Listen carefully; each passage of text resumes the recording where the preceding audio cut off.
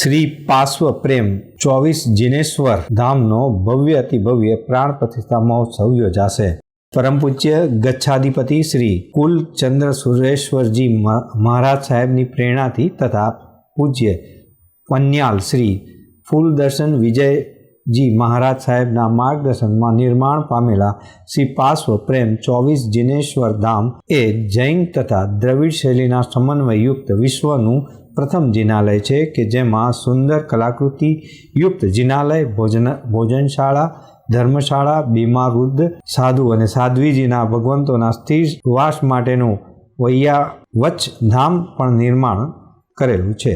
જિનાલયમાં મૂળ નાયક 51 ઇંચના ચૌમુખી અને 4 પરમાત્મા બિરાજમાન છે। આ સાથે જ જૈન ધર્મની વર્તમાન 24ના 24 તીર્થંકર પરમાત્મા 9 અધિષ્કાય દેવી દેવતાજી જિનાલયમાં જીવંતતાની અનુભૂતિ કરાવશે। ગુરુદેવનું સપનું સાકાર કરવાનો એટલી શક્તિ અને બળ એ ગુરુના આશીર્વાદથી મળ્યા છે। ગુરુદેવે 8 વર્ષ સુધી આજે કાળ ધર્મને થયા છે એમની ભાવના પૂરું કરવાનો એક તક મને મળી છે। હું તો સદભાગ્ય સદઘડી છું કે એ ગુરુદેવની ભાવના પૂરા કરવાની મને તક મળી છે। હું તો એ જ કહીશ, આ દ્રશ્યમ દેરાસર માટે આજકાલ મોબાઈલ પણ આઈ કોન્ટેક્ટથી ખુલે છે। તમને બધાને ખબર છે આઈ કોન્ટેક્ટથી મોબાઈલ ખુલે છે। એટલે તમે ભગવાનના જ્યારે દર્શન કરશો તો તમારા અંદર રહેલી નેગેટિવ દૂર થાય, તમે પોઝિટિવ થશો। અને પરમાત્માની પૂજા એ અનામિકા આંગળીથી થાય છે। અમારા જૈન દર્શન અનામિકા આંગળી કહે છે। એ અનામિકા એ માઇન્ડ કનેક્શન છે। તમારા માઇન્ડના અંદર જે પણ નેગેટિવ ચાલતું હોય, જે પણ નેગેટિવ હોય, પરમાત્માને ટચ એ આંગળીથી કરે તો તમારી નેગેટિવ દૂર થાય, તમે પોઝિટિવ થાઓ। એ ભાવનાથી આખા દેરાસર ઉપર જ્યારે શિખરો લાગ્યા છે, 24 શિખરો છે, એ શિખરના વચ્ચે ચારે ખૂણામાં 4 શ્રીયંત્રોની સ્થાપના કરવામાં આવી છે। જે પણ વ્યક્તિ અંદર દર્શન કરવા જાય, એ જૈન હોય, અજૈન હોય, કોઈ પણ ભાવથી હોય, એના જે લાગતા ઓળખતા જેને શ્રદ્ધા હોય, એ મંત્ર ગણ્યો હોય, એ મંત્રો એને ફળ્યા વગર રહે નહીં। એવી એક સંકલ્પ કર્યું છે। એવી એક આ દેરાસરમાં એક નવી એક વસ્તુ મૂકી છે કે જે પણ આવ્યો દર્શન કરવા એનો બેડો પાર થાય। અને એ તો કર્યું પબ્લિકનો કર્યું પણ પ્રાણીઓનો, પશુ પંખીઓનો આજુબાજુ પંક્તિમાં 14 જેટલા ભગવાન છે, એ પશુ પંખીના પણ દર્શન થાય તો એનો ભાવ સુધરે। એના ભાવમાં પશુ જીવ પાછો ન મળે અને મનુષ્ય જીવ પાછો મળે, અને મનુષ્ય જીવ પાછીની સફળતા મળે। એટલા માટે મંગળ મૂર્તિઓ પણ 14 મૂકવામાં આવી છે। ગુરુ ભગવંતોની સ્મૃતિમાં 4 સુંદર ગુરુ મંદિર પણ નિર્માણ પામેલા છે।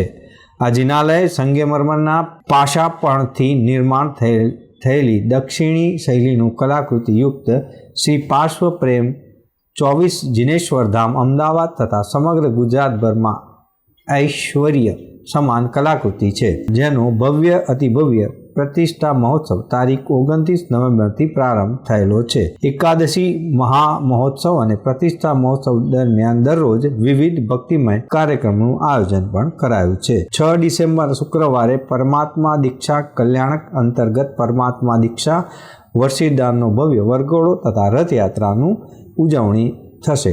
6 ડિસેમ્બરે રાત્રે શુભ મુહૂર્તમાં પરમ પૂજ્ય ગચ્છાધિપતિ આચાર્ય સહ અનેક આચાર્યો દ્વારા પરમાત્માની અંજનની વિધિનો કાર્યક્રમ થશે। જ્યારે 8 ડિસેમ્બરને રવિવારે મંગળ મુહૂર્તે પરમ પૂજ્ય ગચ્છાધિપતિ શ્રીઓ તથા આચાર્ય શ્રીઓ દ્વારા પરમાત્માની પ્રાણ પ્રતિષ્ઠા મહોત્સવનું આયોજન કરવામાં આવ્યું છે।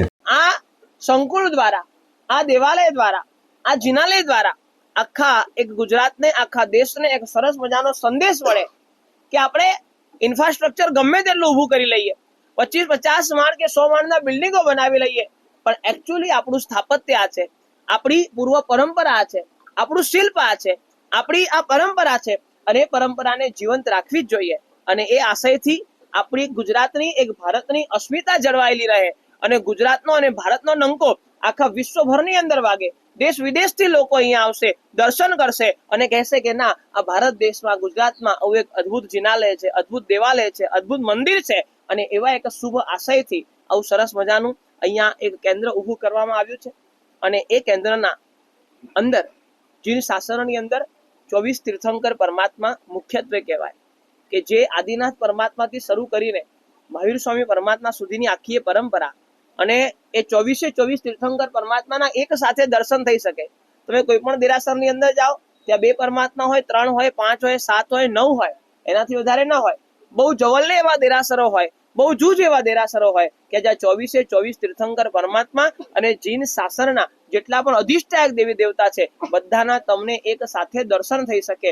અને એ ગુરુદેવની પ્રેમશ્રી દાદાની ભાવના અને ભાવનાને પરિપૂર્ણ કોણે કરી તો કે ગચ્છાધિપતિ આપણી વચ્ચે જે ઉપસ્થિત છે બિરાજમાન છે એવા પરમ પૂજ્ય આચાર્ય ભગવાન કુલચંદ્ર સુરેશ્વરજી મહારાજા. અને એ ભાવના પરિપૂર્ણ થઈ અને પરમાત્માનો પ્રતિષ્ઠા મહોત્સવ આવ્યો. મહોત્સવ દરમિયાન દરરોજ આચાર્યશ્રીઓ દ્વારા અનેકાનેક વિવિધ પૂજન વિધિ અને વિધાનો અને નવકારશ્રી તેમજ શ્રી સંઘ સ્વામી વત્સલ્ય દરરોજ અલગ અલગ વ્યાખ્યાનો સંગીતકારો દ્વારા પરમાત્મા ભક્તિ સ્વરૂપે રાત્રે ભક્તિ ભાવનાનો પણ કાર્યક્રમ યોજાશે. સમગ્ર પ્રાણ પ્રતિષ્ઠા મહોત્સવ દરમિયાન ગુરુ ભગવંતો પરમ પૂજ્ય તપા ગચ્છાધિપતિ શ્રી મનોહર કીર્તિ સાગર સુરેશ્વરજી મહારાજ સાહેબ ગચ્છાધિપતિ, પરમ પૂજ્ય શ્રી હેમચંદ્ર સુરેશ્વરજી મહારાજ સાહેબ ગચ્છાધિપતિ, પરમ પૂજ્ય આ શ્રી પ્રદ્યુમન વિમલ સુરેશ્વરજી મહારાજ સાહેબ ગચ્છાધિપતિ, પરમ પૂજ્ય આ શ્રી ફૂલચંદ્ર સુરેશ્વરજી મહારાજ સાહેબ મગરવાડા ગાદીપતિ, પરમ પૂજ્ય કુલ વિજય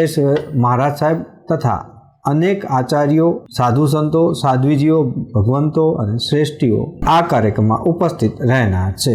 દર્શક મિત્રો, આ હતા અત્યાર સુધીના સમાચારની ખાસ ગતિવિધિ માટે આપ નિહાળતા રહો એસ લાઈવ ન્યૂઝ બુલેટિન. નમસ્કાર.